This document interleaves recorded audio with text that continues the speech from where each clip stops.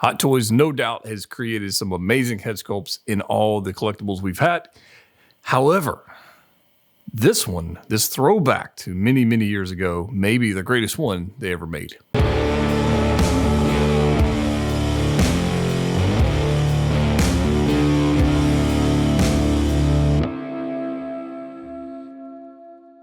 Let's take a close-up look at this head sculpt and the paint applications within, because it is, again, absolutely flipping beautiful. There is, I mean, if that's not Adam West as Batman, I don't know who the heck it is. It is next level beautiful. The purple, the stitching going on, the paint applications on the black cowl is next level cool. Next level cool. We do have this cape, which is a shimmery material. There's no wires in it, so we don't have to worry about that. It just drapes. Although on the back, this is interesting. It does have these two guys right here, which are supposed to peg in, if I can find the little clips. There's these little clips, and they're supposed to peg in right there. I haven't really messed with that, but that is how they're supposed to be secured. Zipper on the back. There's that nice classic bat symbol here. I have not had mine like separate. I've seen some that are kind of separated, which kind of stinks. I have had an issue with the belt though, and so it is beautiful. It is just sculpted plastic. This section right here actually digs down into the suit a little bit and caused mine a little bit of damage. Little bit of damage just right there. So you want to be careful on yours. I know there's a third party one of these coming out. If they have the same design, that's going to be a thing with this, material that likes to pick. He's got his shorts on there, which have been maneuvered around because they've been posing a little bit, but they're nice. And then we got the tights, which you can actually see the double bend on that. And then of course we got his classic boots, which look beautiful as well. Nice sculpted. I mean, these aren't, there's no, a split cut boot or anything in there, but they're nicely sculpted. And then on the bottom, it just says, that. This right here is iconic Batman. I flipping love this thing. But let's look at the accessories it comes with. So first up, we've got this crotch grabber stand here, the Batman classic TV series on there, and a nice little sticker. Nothing crazy going on with this. It looks good, and I would be just fine using this for display. It doesn't take up a whole lot of room, so that is nice. Of course, if you've seen the movie, then this is from when he's got that scene around the docks where he's running around with this bomb forever. That's kind of a cool piece. There is a flat section on here, so it does stand up. You don't have to worry about it falling over. It's just matte plastic. There's nothing great going on with this. Of course, we got our batarangs, which is a dark purple bluish color. There is a spot right here for a string, which does come with each figure, both Robin and Batman.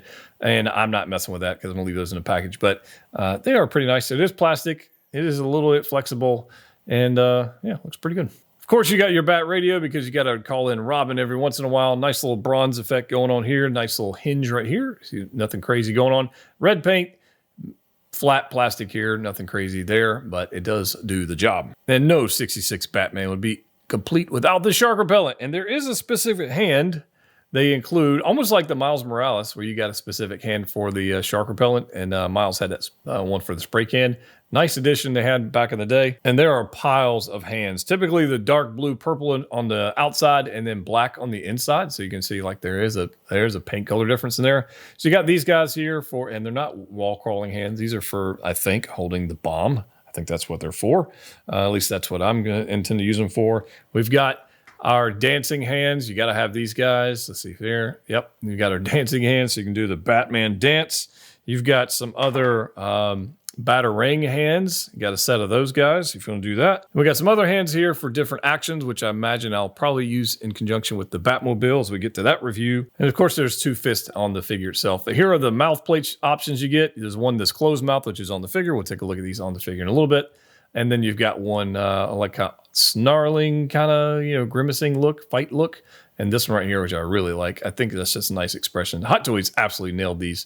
And then on the back, you've got magnets, and they are fairly strong and do take a little bit of work to get them out of the actual figure. If you want to change the look, you can change the mouth plates out. They're magnetic, and they do take a little bit of effort to get out of there because the magnets are kind of strong on this one. But you can have the closed mouth look we just saw. We got this little open mouth look a little bit, and then the next one has full grinning teeth and just kind of getting ready to fight, which is a good look for Batman. Look at this thing, the Batman logo on the base. We got the tights, we got the yellow belt, we've got the cape. And all the way up, we've got the cowl. This thing is freaking awesome. And it does satisfy, you know, if you're a Batman collector or 66 Batman fan, Adam West Batman fan.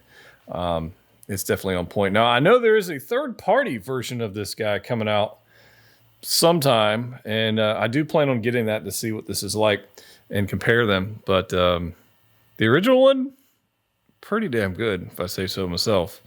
I'm a big fan of it. Now, it's not without its flaws for construction purposes, and we'll kind of look into some of those real quick. Like, one, the mouth plates are incredibly difficult to change because the sculpt is so good. You don't really want to mess with it.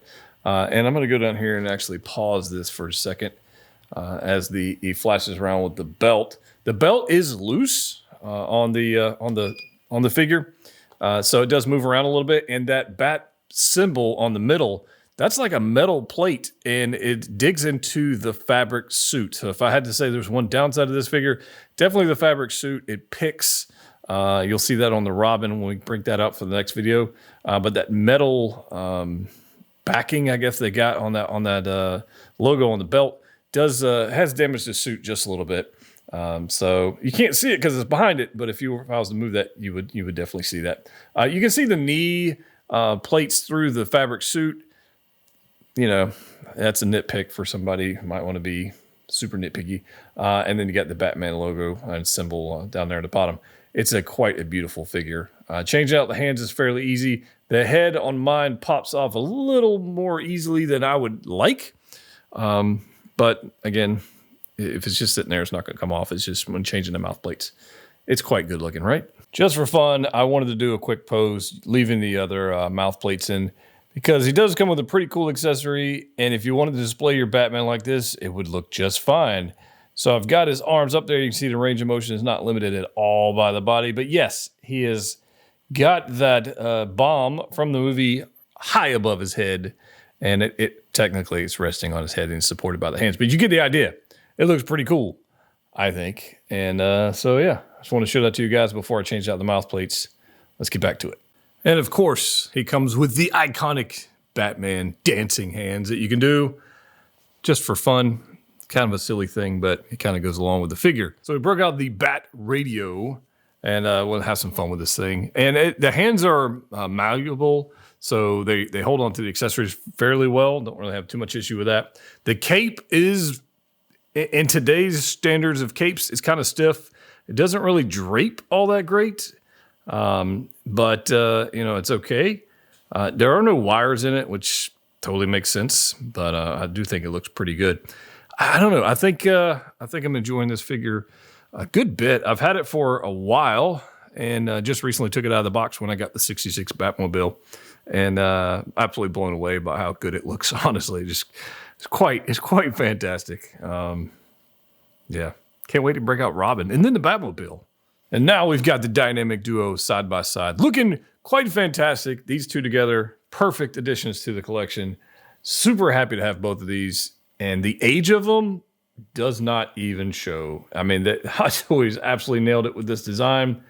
The only nitpick I would have for really the figures themselves would be the suit and the way it picks a little bit if you get a little bit of damage, if you're not careful. So you do have to be careful with that. And we'll definitely talk about the joints, the elbow joints on the Burt Ward Robin in the next video. But these guys right here, side by side on the shelf, look pretty fantastic. The question is, how much more awesome are they going to look in the Batmobile from Jazz Inc. diorama? Stay tuned for that. If you haven't already subscribed to the channel, please do so. As always, click what you like. See you next time.